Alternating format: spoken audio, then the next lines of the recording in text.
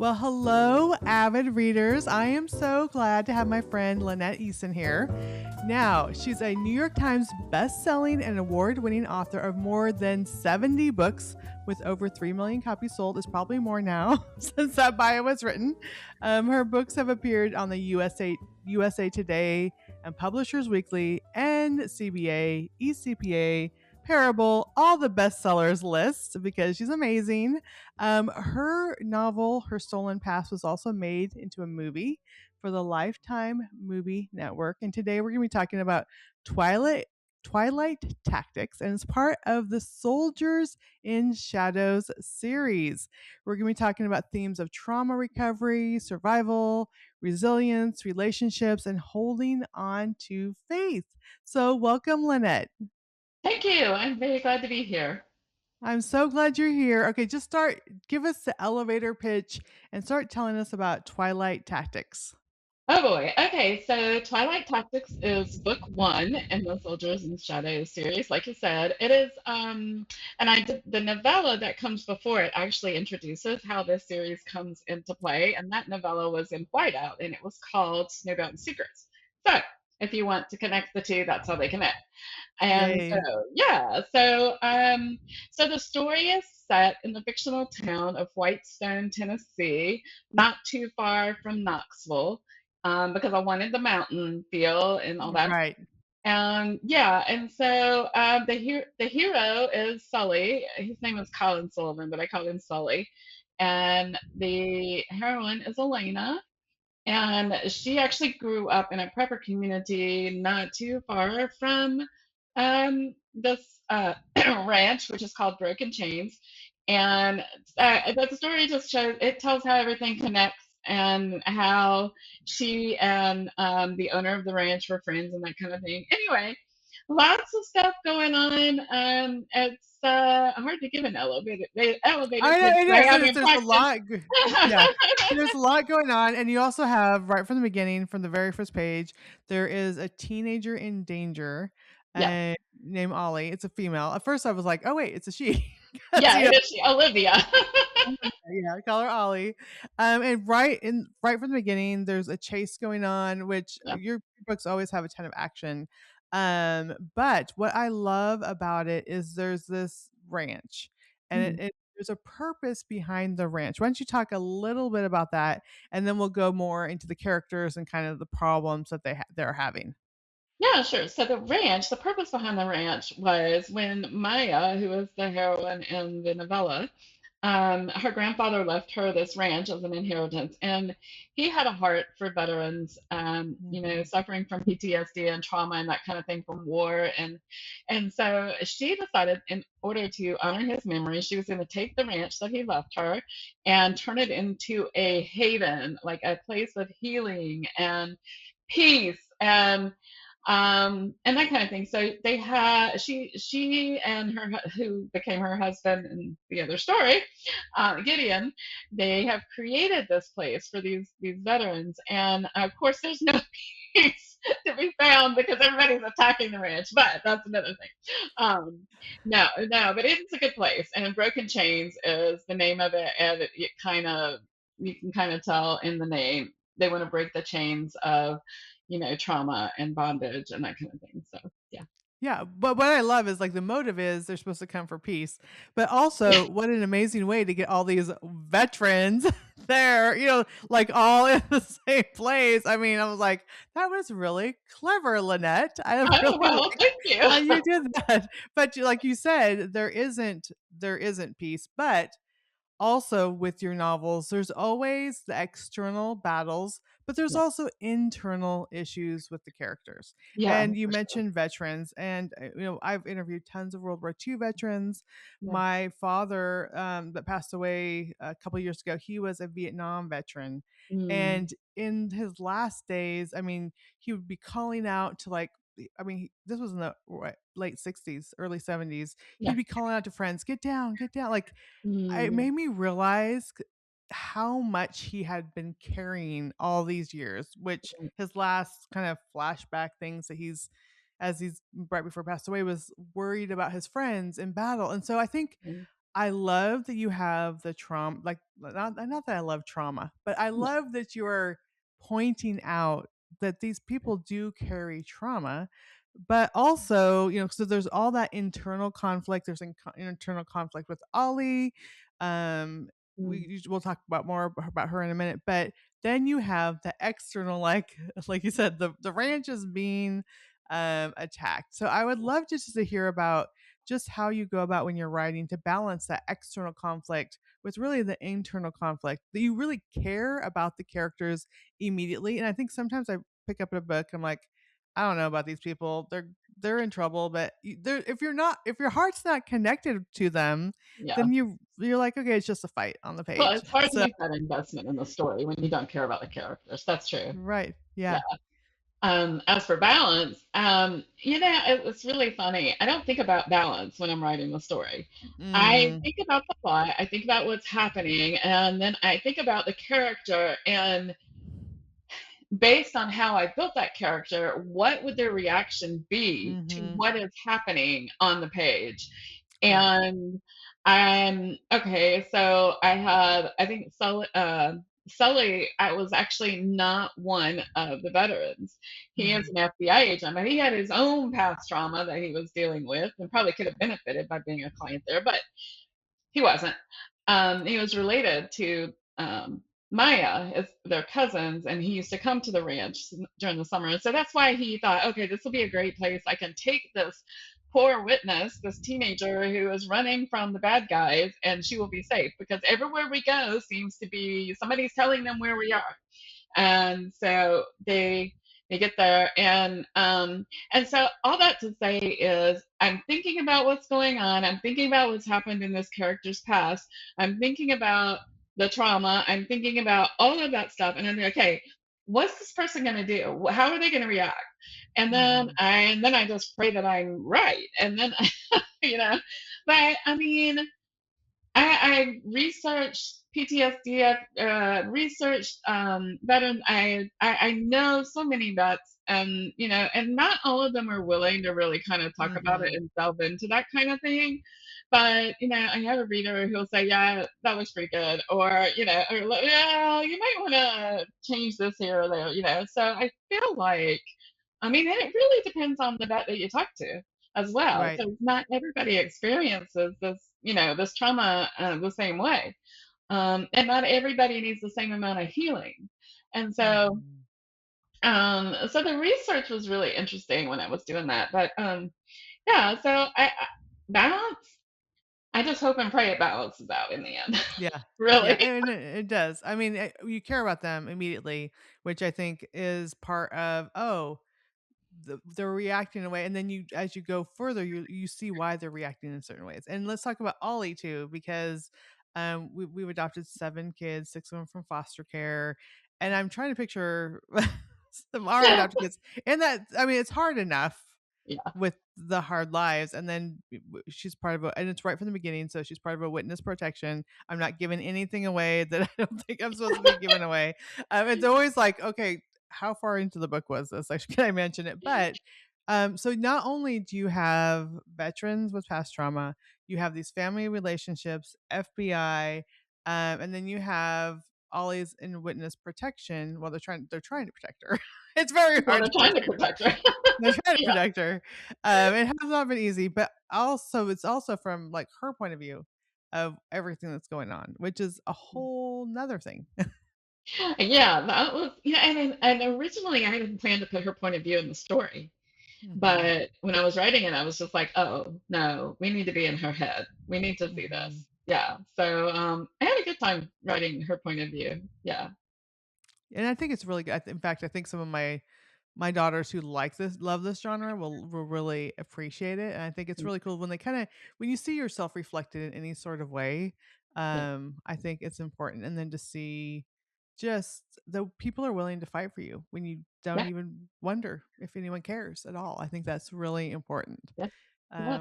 So, and I figured, I have not read the novella, but since like you're introducing to who people are, and I'm like, these have had to have been in another book. I can just tell these are characters from another book. I don't know them, but I never felt lost in it. And I'll put that Thank if you. you have not read the novella, that you can totally pick this up. You're going to be able to follow the story completely. But now I'm like, okay, I need to go back and find that find that novella.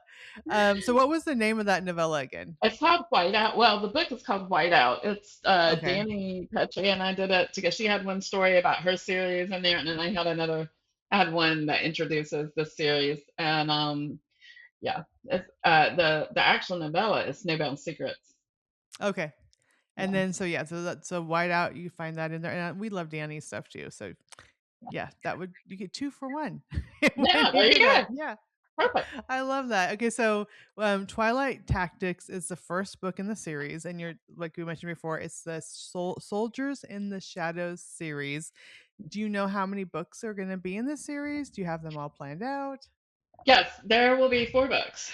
Okay. And I'm actually writing the last book right now. Oh, So okay. I've already turned in 1 through 3 and got those all the way, and I'm working on the fourth one. And it's so funny because when I was writing the last book, they titled it 0 Hour. And there was this one character who kind of just decided to make an appearance, and I'm gonna have to write her story. I mean, it was even my editor was like, "Hey, are you planning something for this character?" And I was just like, "Funny you should mention that." But yeah, I it's so funny, and unless you're a writer, when you said like all of a sudden someone showed up, or my character did something they weren't supposed to do, and people are like, "You're the author." How yeah, does that even happen? I But I know. I think don't know. yeah, It just does. it just does. Because your brain, and I really tell people that are new authors, if you are consistent and you keep writing, your brain is working like in the background. It's Yeah, working. And it's yeah, like figuring stuff out because you go to sleep and you don't know what's going to happen. And you wake up and suddenly you know what's going to happen. And this new character's there.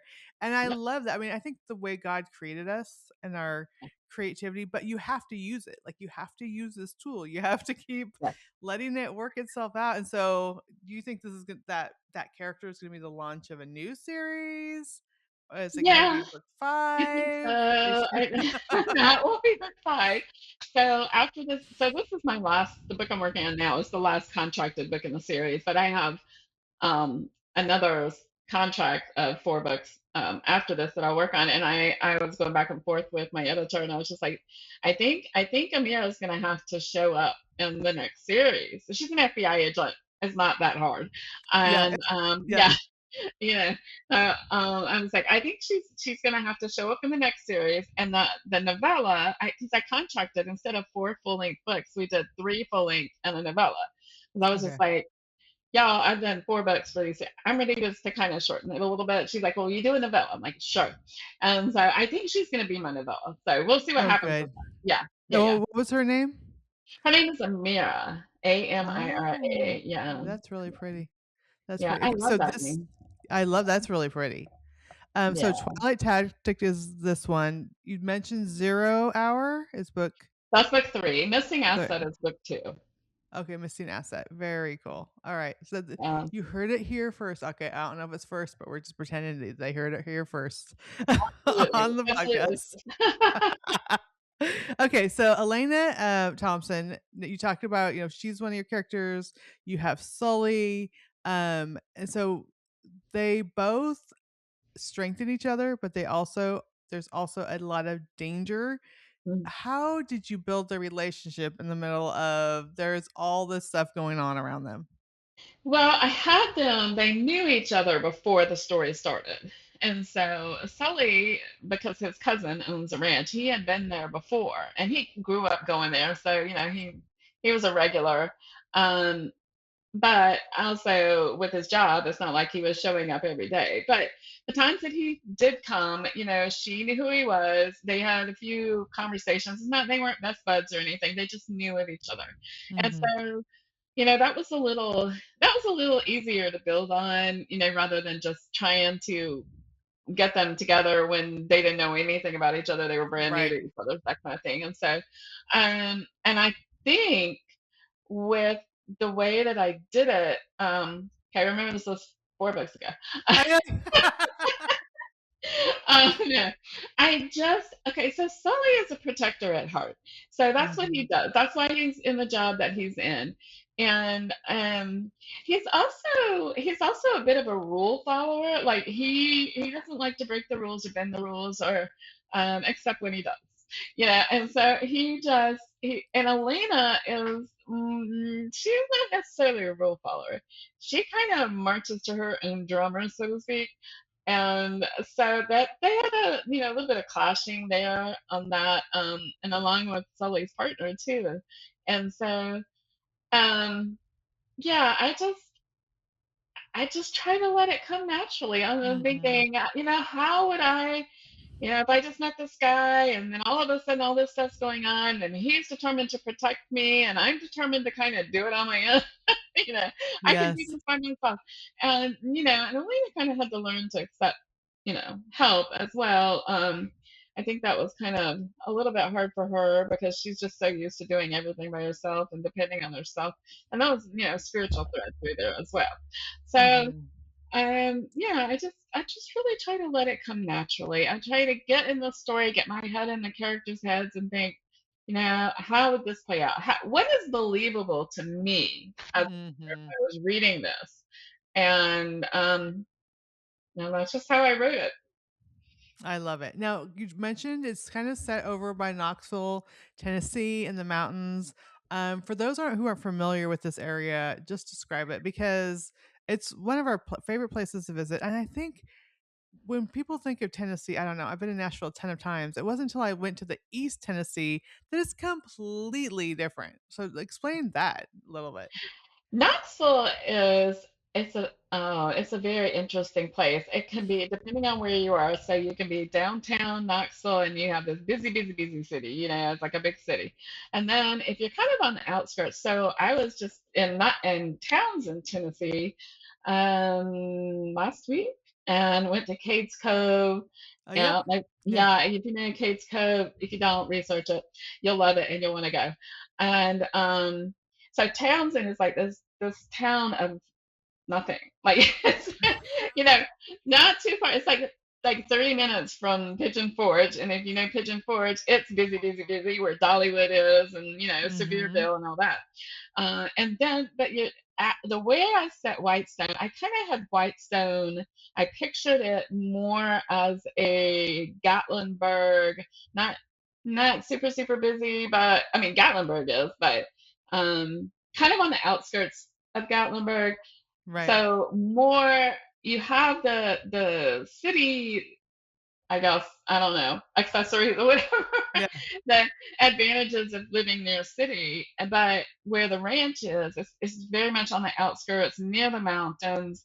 And you ride an hour up the mountains and you're at this proper community, which is in the middle of nowhere. And so yeah, like no cell signal, no. And it's so funny because like I said, I was in Townsend last week and we were up in Case Cove. No cell signal at all. Yeah. Yeah. None. Yeah. Zilch. Not even the satellite. The Yeah. satellite feature on my phone would not work, which was really interesting. So, you don't think about that these days that much about not having a cell signal unless you're in the middle of a national park. Um, but yeah, so that was interesting. But the funny thing was, I had to figure out how to knock out the Hmm. cell signal and the satellite features on the phone and all that. And so I hope I did it right. I asked a friend of mine that kind of knows about this kind of stuff. I'm like, help, what do I do? Yes. Yeah. Everybody can make a call. Now they have these stupid SOS satellite features on your cell phone. He goes, oh, You're like, we need them to be completely cut off here. I Completely cut off. know. And he's like, no, that doesn't work half the time. And I'm like, oh, okay, well, it's good to know. And so when I was out there with no cell signal, I got it on my satellite. Didn't work. Yep. Exactly. Didn't Yeah. work. And I think that's really because one, unless you go to that area, So, it is like you're 3 minutes out of town and there's like bears. Like there's it's yes. yeah, it's so it's just interesting that what by the time you get out to Cades Cove, like you mentioned, there's no cell service. There's bears everywhere. There's so Cades Cove is like an original settlement. They have all the old churches and cabins from when that settlement was, and there like we saw a rattlesnake. I'm like, if someone got like we were walking up the porch of one of the cabins and there's like a rattlesnake, I'm like, Yeah. this is very dangerous. So it is like you think of like, oh, Tennessee, it's all populated. No, these are like up in the mountains, Yeah. no cell service. You so it's very realistic. Of you feel completely cut off, You even though did. you're not very far away. Like you don't have to go very far out of town to where you're completely like we were like that way too. There's no cell service. There's bears Yeah. around. There's like this is dangerous territory out Well, and here. it's like if you get bit by said rattlesnake, it's not like you can call 911. You just have Yeah, to hope somebody can throw you in the car and drive fast. So, exactly. Yeah. but yeah, we did see bears. I got some good pictures of bears. That was fun. Yeah, we ended up taking so we had a 12 passenger van when we went to Cades Cove. Ended up taking some of my friends' kids in our car, thinking that we could just like text and say where we're going to be. We didn't see them the whole day. We had their children. If we Yeah. finally find them that night when we get into cell service, they were fine. They knew the kids were going to be fine. But I'm like, we have extra children in our car that were like little, like under the age of 8. And all of a Oh, sudden we couldn't connect with their parents. oh, But so that's just like very believable in that area, which I love that you use that. And I think so many times I don't know, there's the same places that kind of get written about over and over again. We yeah. lived in Montana for 15 years. Montana's a good one. Love Montana. But I love that these little pockets of places that are like, oh, this is really cool where the setting is very real. This is like you did a great job with research that you're No, like, thank yeah, I you. could totally see how this can happen there. Yeah. Well, it was interesting for sure. I love it. Okay, and let's just talk a little bit about the faith element because in your books, I mean, that is just a natural part of it. Like you mentioned, it's not like all of a sudden they're going to drop on their knees in the middle of a gunfight and stuff. I don't know. It's just their faith grows very naturally. So, talk a little bit about that. Is that something when you set out to, like, to begin the book, like this is going to really be about them growing in faith, or like what? How do you work in that faith element when you're writing? Yeah. So no, it's not something I set out ahead of time mostly. Like Hmm. I describe myself more as a pantser than a plotter. I do plot. So I might be a plantser, but um part part plotting where you kind of know where you're going, but all of yeah, a sudden they just take over. exactly. Exactly. And so like Amir, when she showed up, I was like, wait a minute, I didn't put her in the story. Where did she come from? And Yeah. and she ended up being this great character that really added so much to the story. And so yeah, so the faith element, I kind of I do a character sketch before I start writing because for me I have to know who my characters are, pants or Hmm. plot or whatever. I have to know who they are and who I'm writing about. But the cool thing is I don't know everything when I start writing. Hmm. And they just kind of reveal themselves to me. We get into a certain situation and the bullets are flying, and then all of a sudden I would be on my knees praying about, okay, God, help Yeah. here. And then I have my hero going, nope, not asking God for help. He's failed me in the past. I'm done. Oh, interesting. Okay, so I can Yeah. you know. And so yeah, so the faith element again, I just kind of go with what kind of comes out of the characters when I get to that point. And so now there was one character, now Amira, I knew exactly where she stood with her faith element and that kind of thing. And the funny thing was, and Rachel, you remember Rachel? She's the trauma counselor. She's the counselor. Right. Okay, so she's book 4, and I'm just now in book 4, and I realized that her faith thread. Oh, her faith. She's not really as strong in her faith as she's come across in the first 3 books. And so I was like, Oh. oh, that's interesting. Okay, so let me go Because with now that. you're in her head, not Yep, just as her being a supporting character. yep, yep. So I was like, okay, I can work with this. This is going to be fun. And so she feels a little bit like an imposter because here she's been telling everybody about grace, and she doesn't feel like she deserves any kind of grace. And Mm. so here we go with her faith arc and how she's going. So yeah, just like everything else, I kind of just roll with it when it Yeah. That's so fun. Oh, I comes. love it. Okay, so when are those other books going to be releasing? Because this one releases. So we're recording this end of July. August 4th is when this one releases. Yeah. When are the other ones? Are they going to be coming out in 2027 or they're more this year? Do you know? So yeah, so Missing Asset comes out in January of Okay, good. 2027. And I think they're releasing Zero Hour, which is the third book, in August of next year, like a year from now. And then the fourth book that I'm writing now, I believe will release in January of 2028. Hmm. Yeah. And people always say like, how long does it take you to write a book? And we're like, well, it doesn't matter when it takes us. When do they have room in their schedule to actually publish a book, right? So Right, exactly. and we actually do like I mean, I think you write pretty fast. To be able to do this many books, you have to write pretty fast. But it's also publishers have their schedules and when they release books and they release at certain times. And so we can only go as quickly As as they do, as they tell as us. they do. Yeah. Yeah. Yeah. But that's been pretty much my schedule since the Elite Guardian series ages ago is January, August.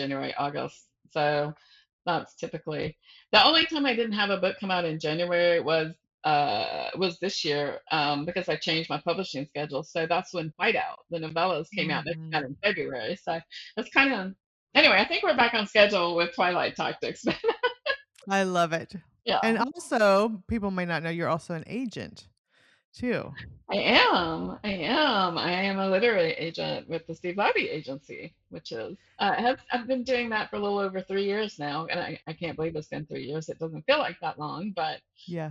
that's been a pretty interesting process being on the other side of it. As an author, I can tell you anything you want to know about what an agent should do, Exactly.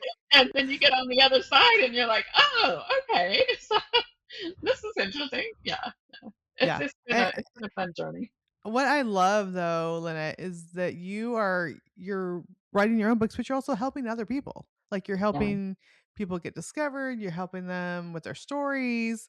I Yeah. mean, I know you speak at conferences and you guide people both as an author and as an agent, which is like the double whammy. Like not only are you an agent, but then you're also a writer and said, well, actually, you need to fix this or do this. I mean, I think it's great. I think it's awesome. Yeah. Yeah, I have a couple of clients right now that we've been going back and forth on their projects because I'm just like, no, not yet. And it's because I see the potential there, and even though it may not be quite as ready as to be signed by another agent, I can see it. And it took one of my clients 2 years, and she finally got a publishing contract, which was super exciting. So Which is awesome that you can see that and you're like, okay, I know how to get her there too. yeah, yeah, yeah. Yeah. I totally look at that because and I mean, I'm not right every time, obviously, but But most of the time, no. but it's so far, Yeah. it's so far. I So, love it. Well, I just appreciate you being here. And if you love romantic suspense, you have to check out her books. If you haven't before, like again, she's award winning. She's won all these things, and it just shows you that not only, I mean, she writes very quickly, but very well too. So again, this book is Twilight Tactics. Now, Lynette, where can people go to find out all about your books or to connect with you online? sure. So my website, obviously, LynetteEason.com. And on there, I have a link to a newsletter. I send out a newsletter the first of every month. It usually goes out on the actual, first day of the month. And it has, all the news that I want to share for that month, as well as links to some books that are coming up. And I give away a freebie. I have a short story on there that I would love for you to get and download when you sign up for my newsletter. And then I'm on Facebook, Instagram, TikTok, but I don't do TikTok much. I just mostly block people that follow me on that one. So There you go. it's kind of freaky, but no, I haven't really gotten into TikTok either yet. My kids, well, they're not kids anymore. They're late teens and early 20s are like, "Mom, get on TikTok." I'm like, "I don't know." It's just my brain cannot wrap around TikTok yet. Same. I haven't. I'm sure that there's a great way to use it. I just don't know what that is yet, and I have not learned. So Yeah. I'm just getting around to figuring out Instagram. So if that tells you anything, and so yeah, mostly on Facebook. I love to connect with readers. I scroll. I do the doom scrolling for occasionally, and just go through and answer all of the tags and that kind of thing. So yeah, you can find me there, and I guess that's about it. Yeah, and Easton is spelled Eason, not Correct. Easton. It's just Easton. Also, I always love to tell people go to the library and recommend her books because when For you sure. get her books into library circulation, then other people can read them too. So that's Thank another you. great place. Yeah, well, Yeah. thank you, Lynette, so much Oh, for yeah, being welcome. here. It's always fun to get swept away in, in your books and all Thank the you. danger, all the conflict. But thank you so much for being here. Thank you for having me.